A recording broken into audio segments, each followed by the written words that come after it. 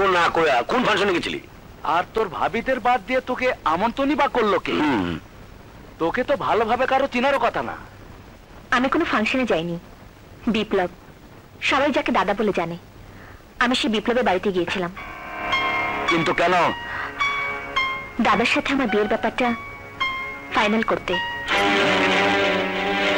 শুনলে অবাক হবে, আমাকে বিপ্লব কোনো অসম্মান করেনি, উল্টো আমার প্রস্তাব প্রত্যাখ্যান করেছে। আমাকে দূর দূর করে তাড়িয়ে দেবার আগে ওর দাদি আমার হাতে পরিয়ে দিয়েছে তার হাতের বালা। তোমাদের উচিত বিপ্লবের পা ধরে তাকে বিয়েতে রাজি। কি বলছিস নীলা? আরে ও তো ঠিকই কইছে। বল, তুই কি পাগল হয়েছ? তুই জানো দাদা আমার শত্রু? হ্যাঁ ভাইয়া, আমি সব জানি। এখন শুধু তোমরা আমার বিয়ের ব্যবস্থা করো। মামা তুমি কই যাও?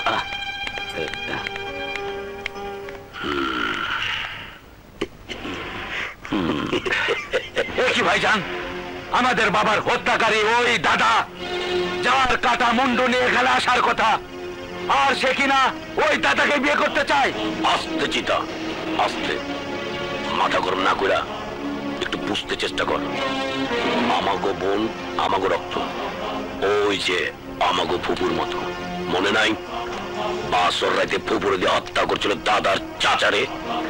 আমার বোন খুন করবো ওই দাদারে, আর তাই আমাগো ওর কথাতে রাজি হইতে হইব। তারপর দুনিয়া থেকে সরাই দিতে হইব ওই দাদারে।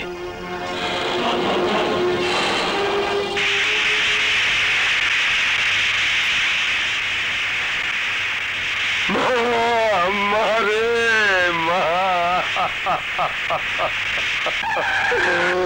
তুই কি করলে মা?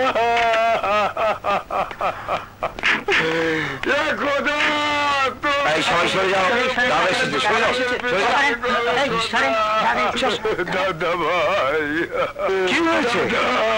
ওই খানদের অত্যাচার জুলুমের শিকার হয়েছে আমার গর্ভবতী মেয়ে আর তার যত সন্তান। আমি আমার মেয়েকে বাঁচাতে পারলাম না দাদা। দাদা, আমার মেয়ে যখন প্রসব বেদনা ছটফট করছিল তখন আমি তাকে হাসপাতালে নিয়ে যাচ্ছিলাম। ঠিক সেই মুহূর্তে যাওয়ার রাস্তা বন্ধ করে দেয় এখানে আরো বলেছে আমাদের এলাকার কোন লোকজন আর কোনদিন ওই রাস্তা দিয়ে যেতে পারবে না। তুমি তো জানোই দাদা, আমাদের গ্রামের মানুষের চলাচলের একমাত্র একটাই রাস্তা, আর সেটা যদি চিরদিনের জন্য বন্ধ করে দেয় তাহলে আমার মেয়ের মতো আরো অনেক মানুষকে অকালে জীবন দিতে হবে। না হোসেন, না, আমি বেঁচে থাকতে আর কাউকে এইভাবে মরতে দেবো না। তুমি তোমার মেয়ের দাফনের ব্যবস্থা করো। আমি টিউনু সাহেবের সাথে কথা বলছি। আমি কি করতে পারি বলুন? খানেরা যদি তাদের জমির উপরে রাস্তা দিতে না চায় তাহলে আমি কেন? কেউ কিছু করতে পারবে না। কিন্তু এটা তো অন্যায়। আপনি এলাকার টিউনু হয়ে এত বড় অন্যায় মেনে নেবেন? জনগণের প্রতি আপনার কি কোনো দায়িত্ব নেই? অবশ্যই আছে, কিন্তু তাই বলে আমি ক্ষমতার অপব্যবহার করতে পারি না, জোর করে কারো জমি দখল করতে পারি না। যদি কিছু করতেই হয় তাহলে খানদের সাথে আলোচনা করে রাস্তা বানানোর ব্যবস্থা করতে হবে। ঠিক আছে টিউনু সাহেব, যে কোনো শর্তে যে কোনো ভাবে ওই রাস্তা আমাদের চাই। আপনি আলোচনার ব্যবস্থা করুন। কি টিউনু সাহেব, আমাদের কি কোনো কাজ নেই নাকি? আপনি বলেছেন তাই এসেছি। কোথায় আপনি দাদা? এই চল।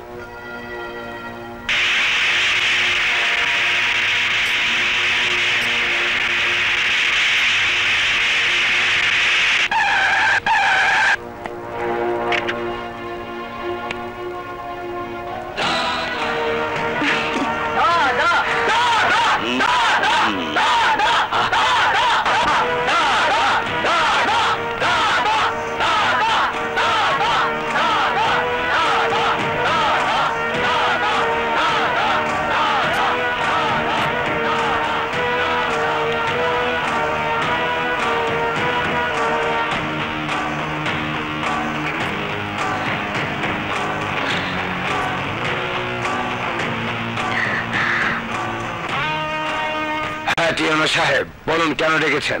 সরকারের পক্ষ থেকে রাস্তা হতে কোনো প্রতিবন্ধকতা নেই। সরকার টাকা দেওয়ার জন্য অলরেডি এই আর্থিক বছরে বরাদ্দও দিয়েছে, কিন্তু ও বললে কি দিয়ে দেবো নাকি? আমরা কি দাতা হাতেম তাই নাকি যে গ্রামবাসী চাইলো আর আমরা দান খরচ করে দিলাম? দান বলছো কেন? রাস্তার উপরে তোমাদের জমির বিনিময়, তোমরা যা চাও আমি তোমাদের তাই দেব। এতই যদি জনদরদি হয়ে থাকো, রাস্তার উপর আমাদের যে জমি আছে সেই জমির বিনিময় তোমার সমস্ত জমি আমাদের তিনজনের নামে লিখে দিতে হবে। এটা তো কোনো সঠিক প্রস্তাব হলো না। আপনাদের জমির যা মূল্য আছে তা সরকার দেবে। আমরা জমি টাকার বিনিময় দেব না। আমাদের জমি অমূল্য সম্পদ, তা কোনো কিছু দিয়ে কেনা যায় না। তবে হ্যাঁ, মানবতার খাতিরে জমি দিতে রাজি আছি। যদি দাদা মানবতার খাতিরে গ্রামের কল্যাণের জন্য তার জমি দিতে রাজি হয়। আমি রাজি। এসব কি বলছেন দাদা? ওদের ওই জঙ্গলের জমির যা দাম তার চেয়ে 20 গুণ দাম বেশি আপনার জমির। দাম দিয়ে জনগণের কল্যাণ করা যায় না রাসু। আমি যখন বলেছি আমি দেব, কিন্তু ওখানে আমারও জমি আছে, আমার অংশ আছে। আমার অংশের জমি দিতে পারি এক শর্তে। আপনার আবার কি শর্ত? ওনার তো সব জমি দিয়ে দিলেন উনি, আর কি চান আপনি? আমার ভাগের জমি আমি জনগণের জন্য দান করে দিব যদি দাদা এই গ্রাম ছেড়ে চলে যায়। না না, অসম্ভব। দাদা আমাদের নেতা, দাদা এই গ্রাম ছেড়ে যাবে না। এ অবাস্তব প্রস্তাব চিতা সাহেব। আমি জানি আপনারা রাস্তার জন্য কোনো জমি দেবেন না। শুধু শুধু এই মিটিং এর কোনো দরকার ছিল না। দাঁড়ান টিউনো সাহেব, দাঁড়ান। আপনি বসুন। এই রাস্তাটা জনগণের অনেক দিনের দাবি। ওই রাস্তার জন্য এই গ্রামের জনগণের অনেক অসুবিধা হচ্ছে। এই রাস্তার জন্য যদি আমার জীবনের রাস্তা পাল্টে ফেলতে হয়, তা স্বেচ্ছায় আমি মেনে নিতে রাজি। দাদা, আপনি কি বলছেন? আপনি গ্রাম ছেড়ে চলে গেলে ওরা এই গ্রামটাকে শ্মশান করে দেবে, গ্রামের মানুষকে ওরা জ্বালিয়ে পুড়িয়ে ছাড়খাড় করে দেবে। না, যে একতা আমি গ্রামের মানুষের মধ্যে সৃষ্টি করেছি, সে একতাবদ্ধ থাকলে গ্রামের মানুষের কেউ কোনো ক্ষতি করতে পারবে না। টাইগার, আমি তোমার শর্তেও রাজি। দাদা, আর একবার ভেবে দেখলে হতো না? না টিউনো সাহেব, মানুষের কল্যাণের জন্য যদি আমার যাওয়াটা মঙ্গল হয়, তবে তবে আমি তাই করব। আপনি দলিলে সই করা যান, সই নিয়ে আসুন।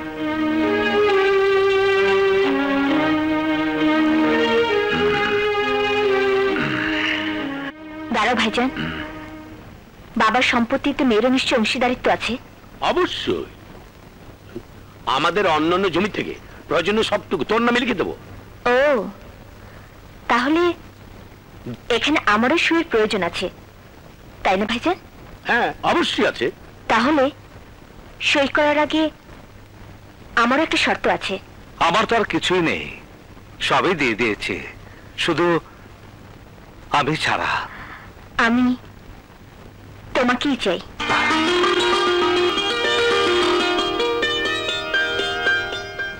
আমার জমির অংশ আমি স্বেচ্ছায় দিতে রাজি আছি, যদি দাদা স্বেচ্ছায় তাকে আমার কাছে অর্পণ করতে রাজি থাকেন। আপনার কথা স্পষ্ট করে বলুন। আমি দাদাকে বিয়ে করতে চাই। খান বাড়ির সাথে চৌধুরী বাড়ির কোনো সম্পর্ক হতে পারে না। খান আর চৌধুরী বিরোধ বংশ পরম্পরায়, সেখানে কোনো মিল হতে পারে না। হাসো রাসো, তোমরা শান্ত হয়ে বসো। আমার দাদিমা চেয়েছিল খানদের সাথে চৌধুরী পরিবারের একটা মিলন ঘটুক, কিন্তু ষড়যন্ত্র করে তারা সেটা নষ্ট করে দিয়েছে।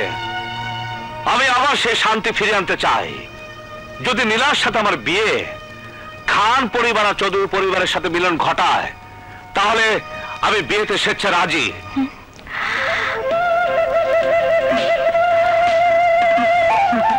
তবে এই গ্রাম আমি সেদিনই ছেড়ে যাব, এবং বিয়ে আমি সেদিনই করব যেদিন এই গ্রামের মানুষের রাস্তা তৈরি হয়ে যাবে। আরে পিঙ্কি, তুই কখন এলি? অনেকক্ষণ যাবত তোর জন্যই অপেক্ষা করছি। তা হঠাৎ কি মনে করে? আর বলিস না, বাবা আমার বিয়ে ঠিক করে ফেলেছে। এ তো খুব খুশি খবর। তা বিয়েটা হচ্ছে কার সাথে? তুই তাকে ভালো করে চিনিস, হ্যাঁ? আমার মামাতো ভাই আরবাজের সাথে। যাক, অবশেষে ভালোবাসা মানুষকে ঠিকই আপন করে নিতে পারলি। এখন তুইও রাজুকে আপন করে নে। কিরে, তোরা কি নিয়ে আলাপ করছিস? দাদি জানো, পিঙ্কি না বিয়ে হয়ে গেছে। হ্যাঁ দাদি, আগামী শুক্রবার আমার বিয়ে। শিউলিকে কিন্তু অবশ্যই যেতে হবে। আচ্ছা আচ্ছা যাবে। শিউলি, দাঁড়িয়ে দাঁড়িয়ে আলাপ করবি নাকি ওকে কিছু খেতে দিবি? না দাদি, আজ আর কিছু খাবো না, আমাকে এক্ষুনি যেতে হবে। আসি দাদি। আচ্ছা।